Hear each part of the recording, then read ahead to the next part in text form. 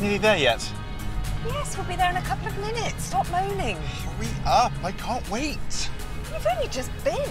No, I can't wait to get there. Oh, I thought you were just old and incontinent.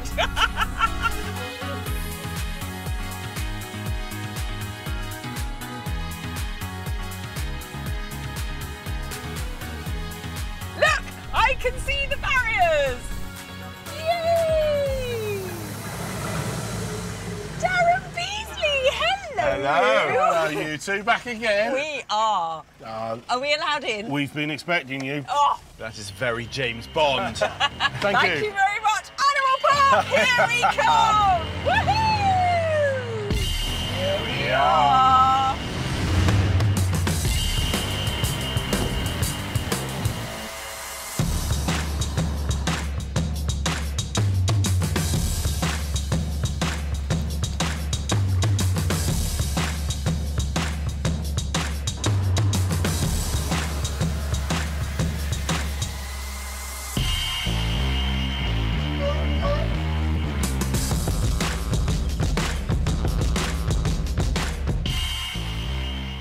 Oh, it's so good to be back, isn't it? It is. There have been a few changes, haven't there? Some new faces, And some old ones. some surprises. Welcome to Animal Park.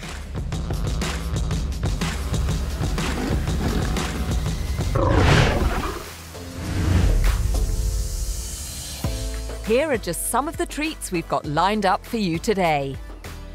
Could Park pin-up boy Harry's bid to rule a new pride be scuppered by his mum's health scare? She's obviously had a fracture at some point and an infection's got in. Oh, it's pretty stinky stuff. Discover why Jean's kicking up a stink in Wolf Wood. Oh, look, look. Straight away, Django is He's rolling rubbing around on in it. 3, 2, 1, go! And how will half-mile lake swimming superstars measure up in a speed trial? And she's going racing for it! There it is, there it is!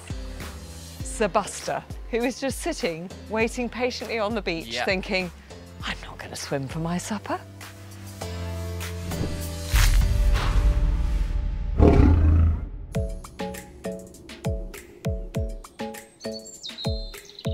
It's the dawn of a new era. For the very first time, the park is about to open its doors to some of the world's most iconic animals. Koalas are coming to Longleat, all the way from Australia. In just over 24 hours' time, 5 southern koalas, the very first of their kind to live in Europe, will arrive here at Animal Adventure. Keepers James and Chris spent 3 months at Cleland Park in Adelaide, learning how to look after them. To read a book is one thing, but to see them in their natural habitat, to learn about them firsthand, it is essential because they are so delicate. The park's ambitious venture has been more than 2 years in the planning, overseen by Head of Animal Operations, Darren. There's certainly been enough to keep me awake at night and worry about it. If it goes wrong, everybody's invested so much time and commitment. Head of Animal Adventure, Graham, helped mastermind Mission Koala. To be within inches of them arriving, it doesn't even feel real. It doesn't even feel like they're about to get on a plane. By the time I go to bed this evening, Chris and the team in Australia will be putting them in their boxes and driving them to Adelaide Airport. I'm hugely excited, trying to hold back probably the tears. It's really, for me now, the critical point is just making sure that we don't miss anything, making sure that every last little detail is done.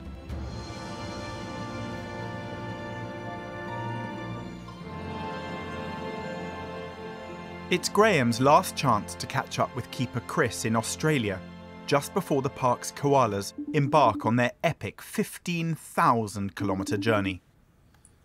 Hey, Chris. I wanted to see how you were doing and how preparations were going.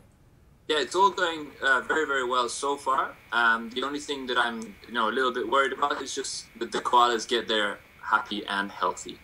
Basically, we've been training them, conditioning them to get used to the crates. We've even put like airplane noises to get them used to the airplanes. It's a long time coming. It's been a lot of planning to get to this stage and bring them back safely, travel safe, and We'll see you soon, Chris. Bye-bye. See you soon.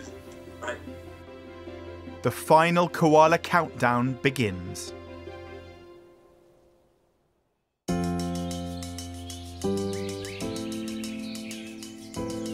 I've been coming to the park for 20 years now. You've nearly finished that already. And in that time, I've been lucky enough to experience the heartwarming highs. They look fantastic. Hello, look at you. And the gut-wrenching lows. You'd go in and he'd be sitting there like that, wouldn't he? He was a magnificent animal. But just when you think you've seen everything, And this is a gorilla lollipop. this place finds a way to spring an extra special surprise.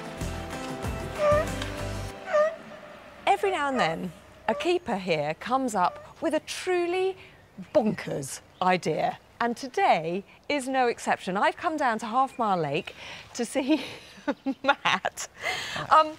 Apparently you need this. Yes, this is the last little touch for our new experiment here. OK, so tell me a little bit about this experiment, Matt. So we're really lucky here with our sea lions that we've got such a big lake for them to swim in. Yeah.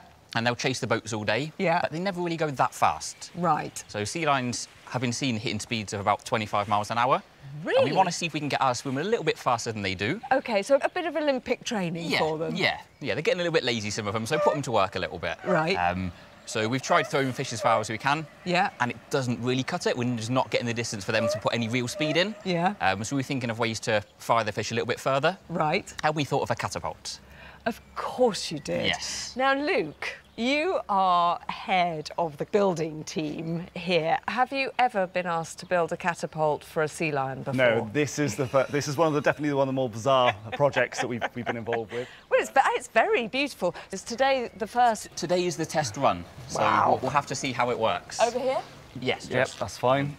It looks like some sort of fantastic medieval kind of rocket launcher. If you Yeah. could have a rocket in medieval times, don't write in. Gosh, it is quite strong. Pow! My goodness, that is going to be hilarious. Yep, this definitely goes down as one of my more madcap moments here. Okay. I'm dying to find out if any of our park posse can reach speeds of 25 miles per hour. After all, sea lions can weigh in at up to 400 kilos and are swaddled in a thick layer of blubber, so I'm not holding my breath. Now, Luke, are you feeling confident that this is going to work?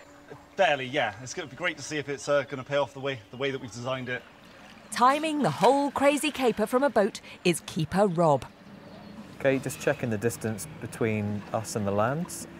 And I reckon 22 metres from the beach over there. No pressure then, sea lions. It's not going to be an exact science, is it? But we'll get an idea. OK, well, moment of truth has arrived.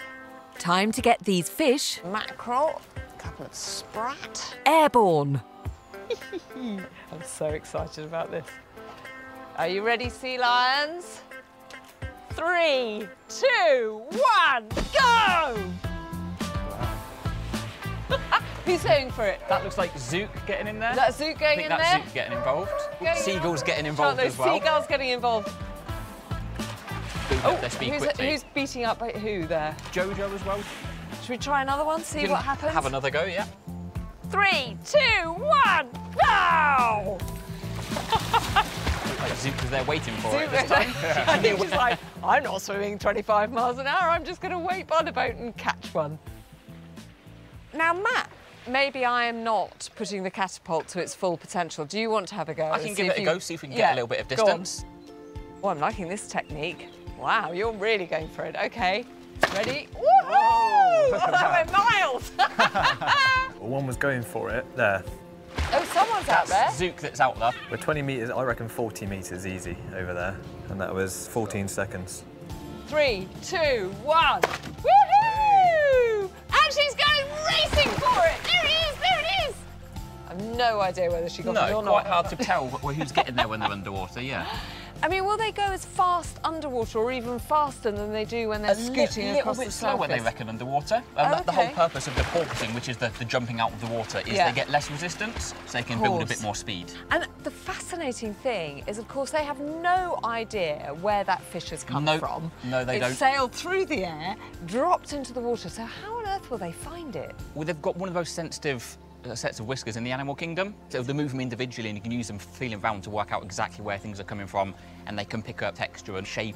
So when the fish lands in the water and sends out ripples, that's what they'll pick up with the whiskers? With their whiskers, work out what direction it is and head off straight for it. That is amazing, isn't it? So Rob, how are you doing calculating speed? Have you got anything? Yeah, 2 best ones so far. 45 metres in 10 seconds. And 10 metres in 2 seconds. Okay. Ooh, yeah, okay, so not too bad. No, they get them. 16 kilometres an hour, 10 miles an hour? Okay, not as fast as we were hoping for. They're not putting in as much effort as we'd hoped. They're not Olympic sea lions yet. No, completely not. But there's one big boy heavyweight who's showing zero interest in using his whiskers or anything else to catch our flying fish. And it is Sir Buster, who is just sitting, waiting patiently on the beach, thinking, I'm not going to swim for my supper. You can jolly well lob it over the fence. So Buster, for being so gorgeous, here you are, mate. Good catch.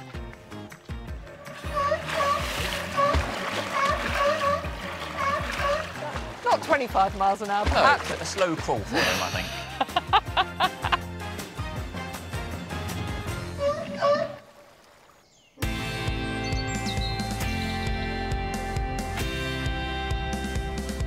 There are a couple of cats that need moving to a new home, but these aren't any old moggies. You can't just be putting them into a pet basket. No, with an average weight of 180 kilos each, that's 40 times the weight of your tabby. Doing a health check on a creature with killer jaws and claws is a dangerous mission.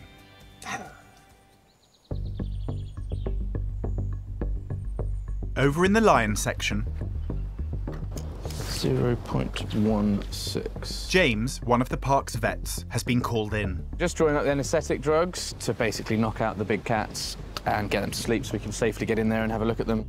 10-year-old sisters Kimia and Nikita are in need of an important health check. They're meant to be moving to a new home in Dartmoor next week, but only if they're in tip-top condition, as keeper Caleb knows. So we're just ensuring that they're perfectly fit and healthy to travel and make sure that they don't pass on anything to the other male or to the other animals at Dartmoor, really. It's the next stage in a big plan, 3 years in the making. The park has several groups of lions. As youngsters mature, they must be moved into other prides, just like they would in the wild. The latest plan could see a big new pride prowling the park, headed up by the dashing young Harry. He's such a good-looking chap, isn't he? He looks a picture. This strapping lion's been living with his mum and aunt since his birth. It's normal for males to stay with their mothers for a few years, but now he's mature. Harry's, in theory, old enough to start his own pride. Senior Warden Ian knows a new era of Harry's rule is still a long way off. So they're going to go away, then Harry can then join the pride. Yeah, there's lots of things that can go wrong before it all goes right. First things first, the all-important blood samples. She's a tank. Yeah. Ian must administer the tranquilizer to Harry's mum, Nikita, with a dart gun. These situations can be very tense. Obviously, the lions don't like it, they don't like being darted. They always want to have you, so they're always coming towards you. With the dart safely deployed, Not off. It's a rare chance for James to get hands-on with one of the most formidable killers on the planet. But the procedure's not without its risks to these giant felines. It could be that they don't wake back up or they have complications while they're anaesthetised, so there's obviously a massive risk. Their heart could stop or anything under anaesthesia.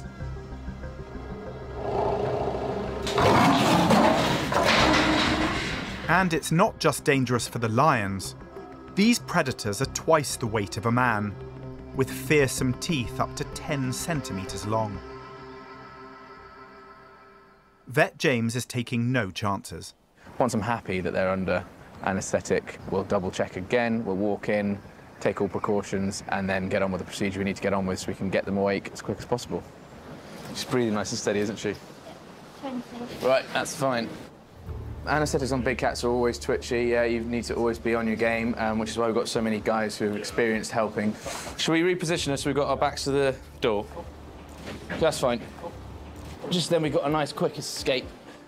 He's got to work fast. Nikita can only be sedated for a short time. So we're doing pre-export blood tests. These tests are just screening for disease so that the collection we're sending them to have had all their requirements met and made sure that they're receiving healthy lionesses. We've got quite a lot there, we have plenty. So far, so good. We're actually done with her. But then the team spots something alarming. Oh, that's bad. A gaping cavity in Nikita's mouth.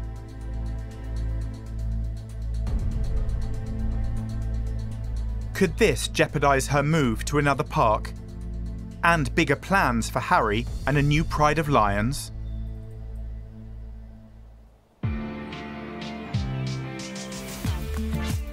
Now, Jean's not a girl to turn up her nose at a challenge. I've come to help feed one of the most dangerous animals on the park. Working with the keepers to find out some of the inner secrets of the amazing creatures here. Right, should we go for it? Can you play the first prey sound effect, please? And discovering just what makes them tick. So the zebra sound is definitely focused their attention. Look at that, one after the other, Yeah. They just perked up, didn't they? And today, she's been busy collecting what comes naturally from zebra and giraffe for a special experiment in Wolf Wood to test the scent prowess of the park's pack of 8 grey European wolves, led by alpha male Django. Matt, there's that bag of poo you asked for. Thank you very much. What on earth are you going to do with it? It is prey poo, so hopefully we'll get to see them rolling around in it. Rolling around in it? Why would they roll around in poo? Sometimes they want to disguise their own smell, so hunting down that prey, they want to be all stinky, be all smelly, and hopefully the prey won't smell them coming along. And they've got such great senses of smell, don't they, wolves? I mean, how is it powerful is it compared to ours? It's insanely powerful. You think of normal dogs as around 1,000 times more powerful. A wolf, probably about twice as much as that as well.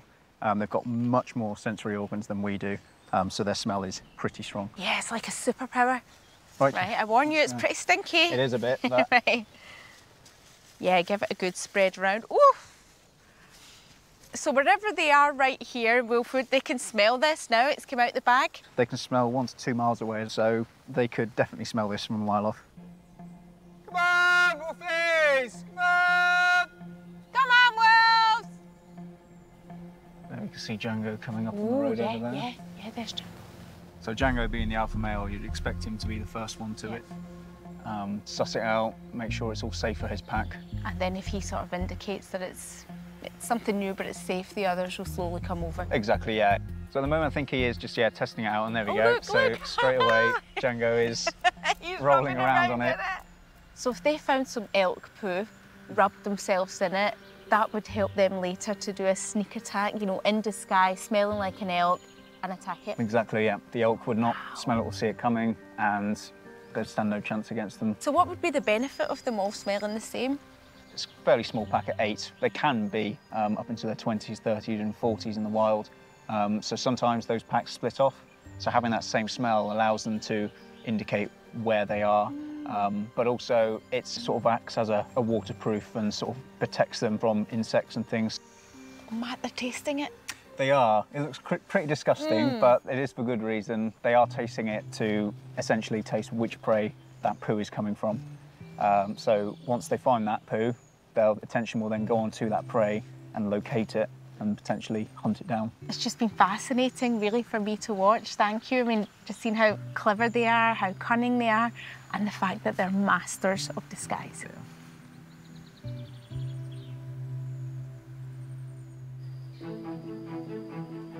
The new VIP koalas have finally left their home in Australia. And while the famous 5 are airborne, last-minute supplies of their favourite food are arriving here at Animal Adventure. Koalas only eat eucalyptus, and it's costing the park thousands of pounds to fly and buy in the best and the tastiest. All for good reason, as Animal Adventure head Graham knows. Koalas are really quite unusual in that when they stress, they stop eating. So that's our biggest concern. That basically we have to get them here and we have to get them eating as soon as possible. And the koalas are so fussy that they'll actually smell the leaves, and if they don't smell right, they just chuck it to one side. So, you know, we could have 200 or 300 kilos of fresh cut eucalyptus from all over the world sitting in their store, and the koalas could take one sniff of it and say, don't like it, it's no good. And then we've got a real dilemma. Koalas are one of the hardest animals to care for. And they're not just fussy eaters. They're notoriously prone to illness, as Viscount Weymouth, who is at the helm of this cutting-edge project, is well aware. Our keepers have had really quite considerable training out in Australia, so they have absorbed a great deal of knowledge about what they like, what they don't like, how they should be looked after, and that was a very, very important part of the process, to have that knowledge transfer so that we would be a centre of excellence. Our ambitions for our koalas is for them to breed and multiply, and ultimately to be the catalyst for research that really just hasn't been done before into the various congenital diseases they suffer from. The keepers aren't taking any chances. Of hundreds of types of eucalyptus, Triticorpis. Koalas tend to go for just 10, as James learned in Adelaide. Throughout my time in Australia, the main rule that I got talked about is that the food is gold. Now this stuff here is the well-being of our koalas. And to be absolutely certain the koalas won't go hungry, a huge consignment of their very favourite eucalyptus has been sent from down under. Every detail has been thought of, right down to washing the cars. We are just about to go off and get them, so we're all really excited. We've just been putting the last bits in place, but yeah, we're almost there.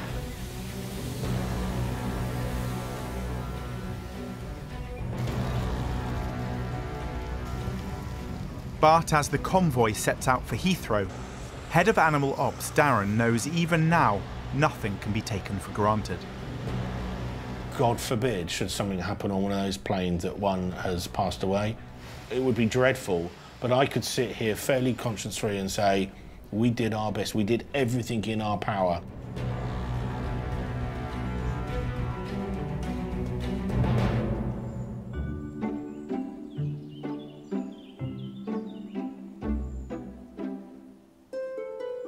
On a beautiful summer's day when the sun is shining on the Wiltshire countryside, what better way to cool down than with some ice? Now, Leia, we have some buckets of ice and some very hot rhino. What are they going to make of these? We're not sure, because we've never actually done this before. When it snows, they love the snow. They have a good frolic and play out in it. I'm going to play a game of curling, really, now, with the broom. Right, you ready? Go for it. Here we go. Here you go, ladies. We've got one. Let's slide this one through. OK. 20 points. 20 points, OK. Here we go.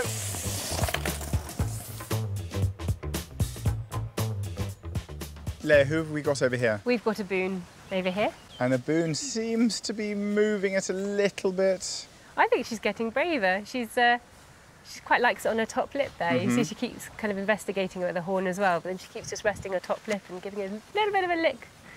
Maybe she's picking up a bit of water. Are they quite wary creatures? They can be, yeah. Often the first reaction's an overreaction with these guys. They're quite short-sighted, so things can take them by surprise really easily.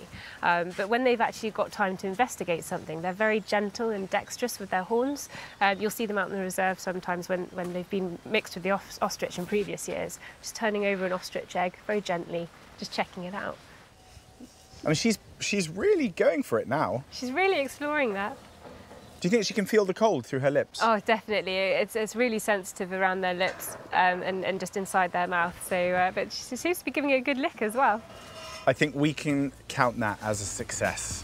Definitely some chilly rhinos.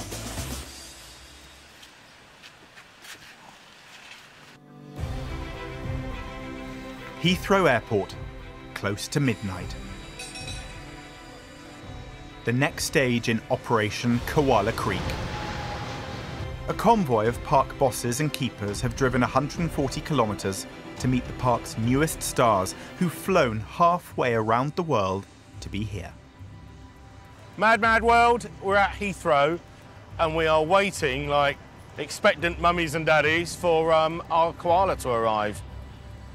For keeper James, it's the moment he's longed for, to be reunited with the 5 koalas he learned to care for in Australia. To be here is yeah, lost for words, absolutely lost for words. The airline plotted a one-off route from Adelaide, which was faster and shorter to make the journey as stress-free as possible for the VIP passengers. This is special, a brand new species to England. It's mind-blowingly exciting. You can see there, on that plane, in the nose cone, are our koala. It's just magic.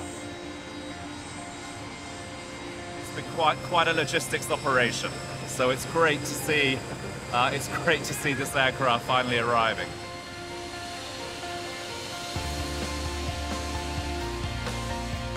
More than 2 years of meticulous planning have finally come to fruition. It's unreal. It's very surreal. Kim's holding back the tears, James buzzing with excitement.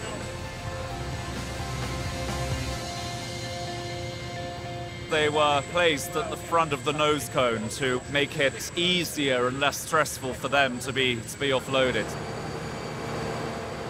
Just want the next part to go well. Just to make sure we're all healthy, all travelled well. That's the main thing right now. Everyone holds their breath as each crate, holding one precious southern koala, is carefully unloaded. There they are. It's been a 15,000-kilometre journey, but these creatures sleep up to 20 hours a day, so hopefully it's been a pleasant flight. They've got to have their microchips scanned, and then they're ours. But this number of koalas has never been flown to the UK before in one go. As they head for Wiltshire, will they all be safe and well when they get to their new home at the park?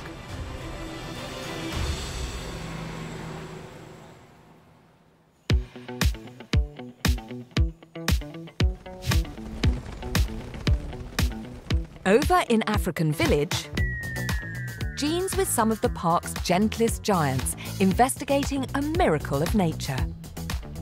Rothschild's giraffes have the most amazing tongues on the park, don't you? And Darren's asked me to come along with a food container, some broccoli and a mini cam to prove it. Right, Darren, here's your contraption. Perfect. So hopefully Gertie will come down this way, and what we're going to see, we've got about an 18-inch long tongue. 18 She's going to inches? pop it straight in here and grab that broccoli for her. Come on, Gertie, come on down. Come on in. Oh, look there we at go. that. And that amazing sort of quite dark colour, almost grey, Yeah, purple, so it's really, isn't it? really dark to stop them getting sunburnt. So obviously where they live, it's nice and sunny. Yeah. So that's to stop them getting sunburnt as their tongues are coming in and out and taking all the leaves off the trees. And of course they're so tall, you know, up there, getting that browse, up, you know, Yeah. all the leaves off the branches. Exactly. The tongue needs to be protected. The extra 18 inches makes it mean they can, although they've got a very long neck, they can actually reach even further because they've got an extra bit of length in their tongue. And what's going on inside that mouth there? Is there teeth at top and bottom? So they've actually only got teeth on their bottom jaw and they've got a plate on the top. I mean, look how fast the tongue is working. It must be pretty well. The tongue is a muscle. Yep, it's one of the strongest muscles, and as you can see, that it can completely wrap round, grip onto things, and she's really having a good workout, having a good fun in what's getting on in this box. So the tongues are really a vital part of a giraffe's makeup. How are they using them in the wild? So again, they're going to be using them mainly for eating. They're going to reach up, they're going to grab those branches, they're going to rip round, and they're going to rip those leaves off, so these guys can continue eating all the time.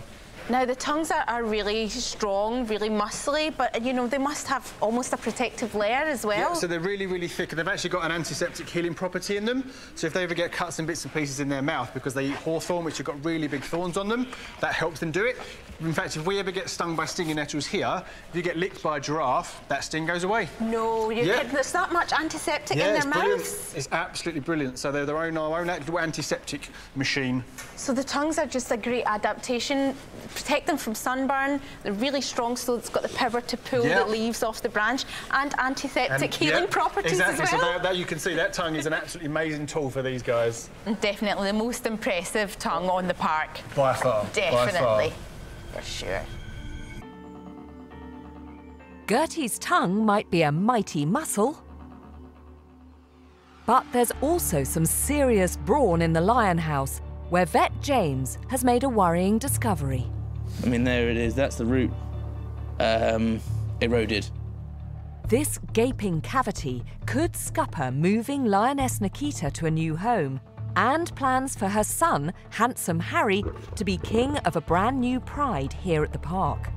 So she's obviously had a fracture at some point in that canine, and an infection's got in. So she would have been sore for quite some time, but that's no longer a painful thing because the pulp cavity, which is the nerves, are all gone. Don't think there's much you can do with that. It's already sort of done.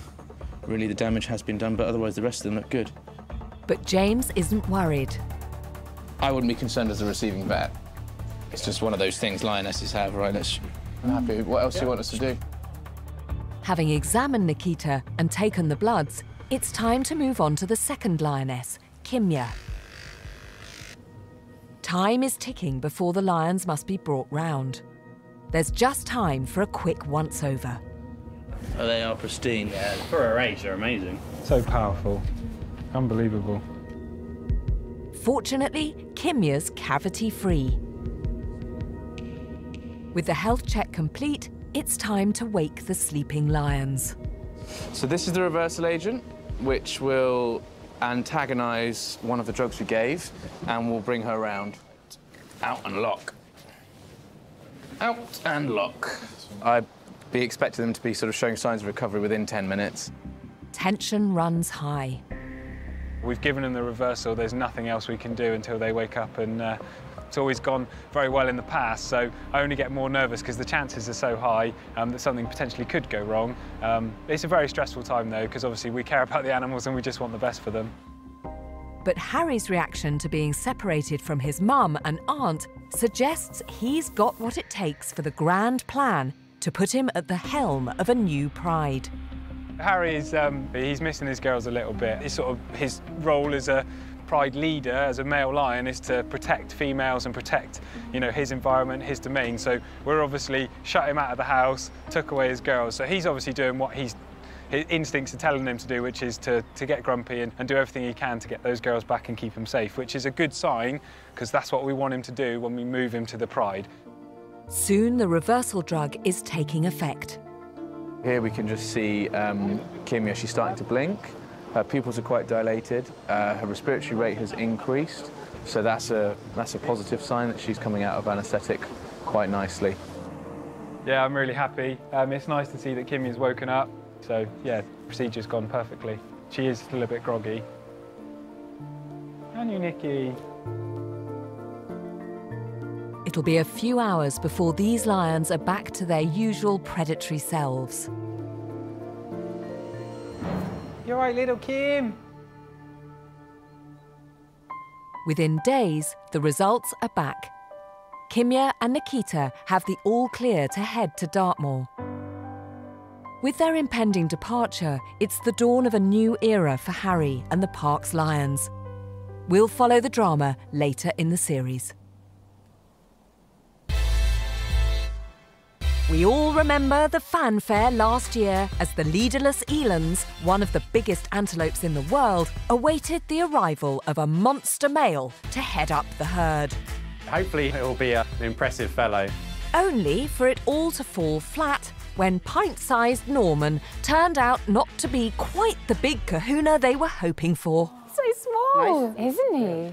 Got a bit of growing to go, I think. But if there's one thing I've learned in all my years here, It's to expect the unexpected. And I've just heard that there's a big surprise down in the woods. So Leah, what has happened? Well, this morning, Phoebe's given birth to a little calf. So Norman is now a daddy. Oh my goodness! Have you actually seen it yet? Yeah, we saw it this morning. We've checked it's healthy, we've sexed it. It looks to be a little girl. Oh, brilliant. We didn't really catch on last night when we were kind of locking up. Phoebe is one of the younger females. Right. She's not had a calf before. She's still looking quite normal, like she wasn't close. Yeah. I imagine because they're inexperienced, the calf was still quite high in the stomach. And then, yeah, literally this morning, we only had 9 out of 10 eland, so we went looking for number 10, and number 10 had an 11. That is so exciting. Do they always have a single calf? Yes, they'll have a single calf, and you get 2 tribes of antelopes. So you'll get what we call the parkers and the followers. Eland are parkers, so they'll park their calf for the first 24, 48 hours, maybe even up to a week. They'll rest them down in long grass. It's an anti-predator mechanism. So the reason that I'm not seeing it quite yet is that she has, as you say, she's parked it, she's tucked it away in the long grass. Yeah. Like a deer fawn being tucked away. Definitely. So right now she's trying to fool you. She's trying to lead you away from her calf. The calf's actually down by one of the other trees. Okay. And you see she keeps looking over towards the distance. Yes. And that's because she's looking over to the calf, but she's purposefully staying away from it, just trying to lead you away. This is my first eland calf, but some of the more experienced females are looking like they're going to follow on soon. They tend to always calf at around the same kind of time. Yeah. And so safety in numbers, exactly. that sort of idea. So they'll create a creche. Wow. So soon we'll have lots of little calves all laying down together while the mums graze, and we'll have the mum of the youngest calf kind of acting as a nurse and a nanny, keeping an eye. So how many calves might you end up with? 8. Fingers crossed. Wow. So you could have double the number of eland. I know, it's great. Any moment. Oh my, that is fantastic, because the last year when we were here, you know, Norman, I mean, you were being, if I can say this, a tiny bit unkind about Norman, and you weren't entirely sure that he was actually managing to do what bull eland should. No, we saw many attempts, him trying, and obviously we were quite cruel about his size, but maybe size isn't everything, and he's romanced these girls and got some results. Oh, well, it is just the most exciting news. Congratulations to you and all the team, and to Norman. I know. He did it. He's the daddy.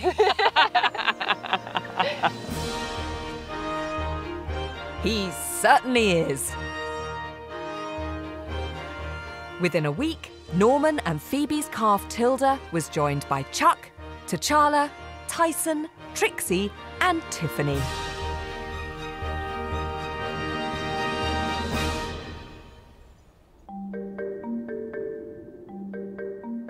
It's the early hours of the morning when the koala team finally arrive at the park from Heathrow. We snaked our way down the hill, blue light flashing in front of us. It was like a royal convoy.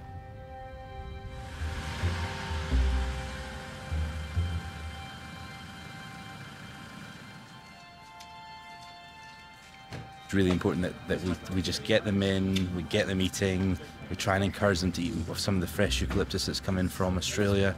And once that is there, then we can relax. We can be a little bit more comfortable that they're settled in there.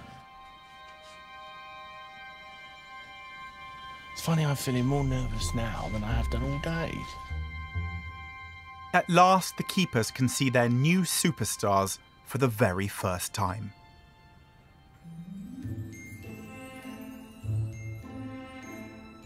Wilpina, said to be the gentlest of the bunch. Maisie, the cuddly one.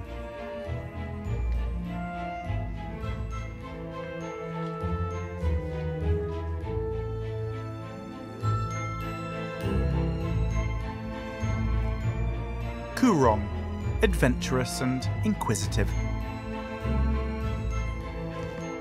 And the last of the girls, independent Violet, who may bite if she's upset.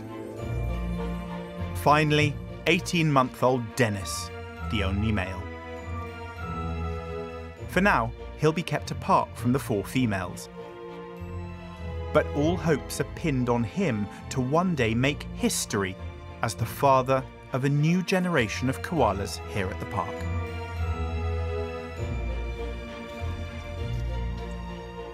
We're just trying to keep us as quiet as we can. Just sort of exploring, having a little look around, getting to know the surroundings, the new smells. It's just like, yeah, amazing, you know.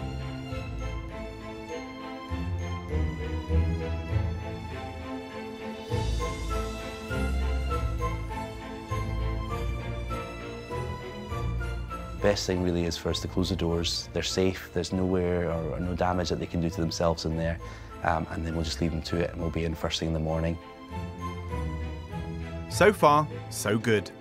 All 5 have arrived safe and sound after their epic journey. But for the park team, the challenge of keeping these adorable fuzzballs fit and healthy is about to begin.